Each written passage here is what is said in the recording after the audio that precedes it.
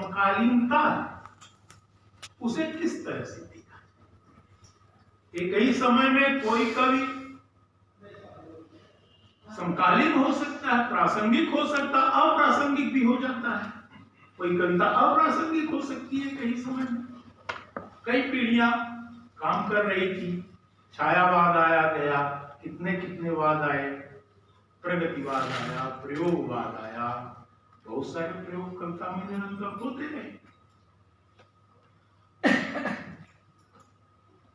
प्रयोगवाद को लेकर के अज्ञेय जी पर काफी प्रहार हुए कि वो तो कविता में केवल प्रयोग ही प्रयोग कर रहे हैं। उन्होंने कहा था कि हम नई राहों के अन्वेषी। तो लेकिन बाद में अज्ञेय जी ने दूसरे सप्तक में, मेरा ख्याल है कि उसका जवाब भी दिया। उनका कविता में तो प्रयोग होता ही है, हमेशा नए प्रयोग हुए, या प्रयोग के लिए प्रयोग की जाने वाली कविता नहीं। तो केवल आप कविता में शब्द क्रीड़ा करते रहिए या शिल्प क्रीड़ा करते रहिए, केवल इधर उधर डमरू बजाते रहिए, कविता में ये नहीं चलने वाला है।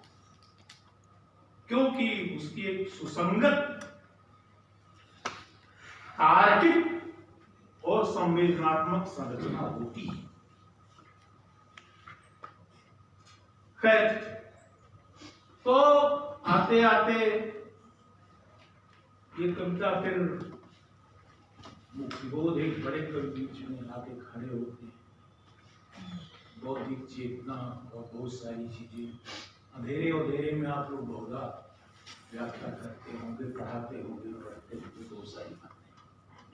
अज्ञेय जी मुक्तिबोध की एक कविता मुझे कुछ ज्यादा जानने की अपील करती है दूसरी कविताओं की तुलना में, बल्कि वो पंक्तियां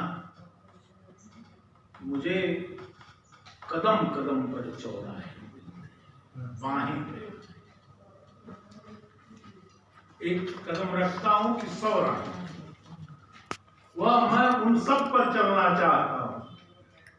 मुझे भ्रम होता है कि प्रत्येक पत्थर चमकता है, हर एक छाती में आत्मा है।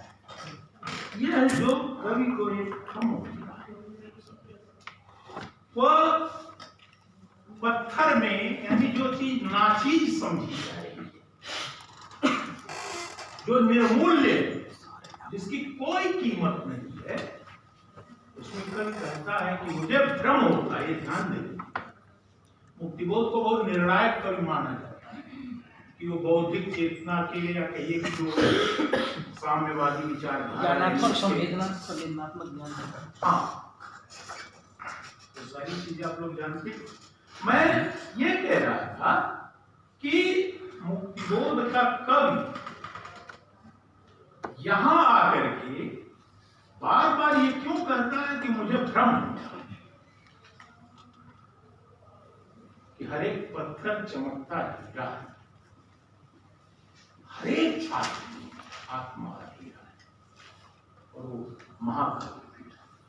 तो ये जो मुक्तिबोध एक बड़ा कविता में अपनाते हैं। मुक्तिबोध की कविताएं, क्षमा कीजिएगा, बौद्धिक जगत की कविताएं खास तौर से, उसका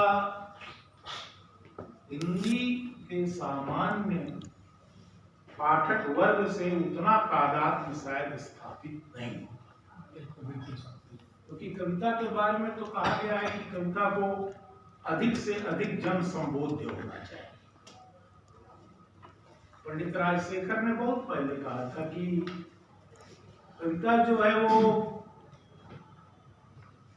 कई तरह की होती है। एकस्य तिष्ठति कवेर गृह एव काव्य, एक कवि ऐसे होते हैं जिनकी कविता उनके घर में ही रहती है। मतलब वो डायरी पर, बहुत सारे लोग डायरी लिखते हैं, कविताएं लिखते हैं, लेकिन वो वहीं तक सीमित रह जाते हैं।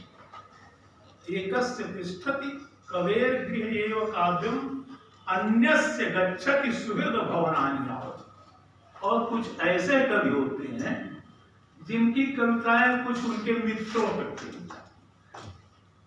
आजकल कविता में मित्रवाद बहुत ज्यादा है, और अब तो फेसबुक में फ्रेंड रिक्वेस्ट